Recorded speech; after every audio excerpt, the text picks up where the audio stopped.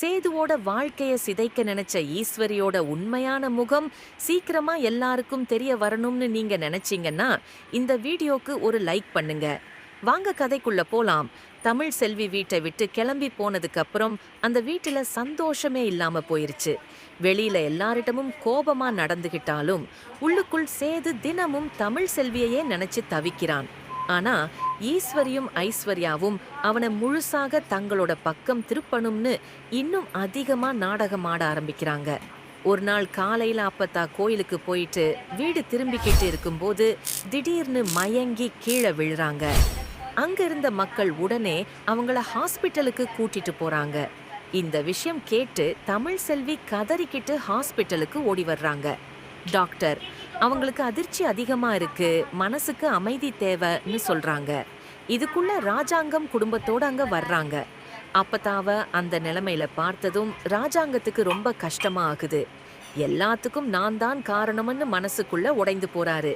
ஆனா அங்கேயும் ஈஸ்வரி விஷத்தை கலக்க ஆரம்பிக்கிறாங்க. இதெல்லாம் தமிழ் செல்வி வீட்டை விட்டு போனதால தான் அன்று எல்லார் முன்னாடியும் பேசுறாங்க. அதை கேட்ட தமிழ் செல்வி அமைதியா அழுதுகிட்டு நிக்கிறாங்க. ஆனா அந்த நேரத்துல கருப்பு அங்க வந்து, போதும் நிறுத்துங்க, இன்னும் எவ்வளவு நாளைக்கு பொய் சொல்லி எல்லாரையும் ஏமாத்த போறீங்கன்னு சத்தமா கேக்குறாரு. எல்லாரும் அதிர்ச்சியோட அவரை பார்க்கறாங்க. உடனே கருப்பு அன்னைக்கு நடந்த எல்லா உண்மையையும் சொல்ல ஆரம்பிக்கிறாரு.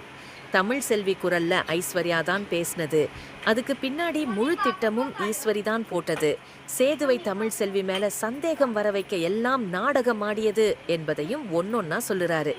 இதை கேட்டதும் சேதுவுக்கு ரத்தமே உறைஞ்ச மாதிரி ஆகிடுது. தமிழ், நான் உன்னை நம்பலையே ஆனு கண்ணீர் விட்டே கதறான். தமிழ் செல்வி அவனை பார்க்காம திரும்பி நிக்கிறாங்க. அந்த அமைதியே சேதுவுக்கு இன்னும் அதிக வேதனையா இருக்குது.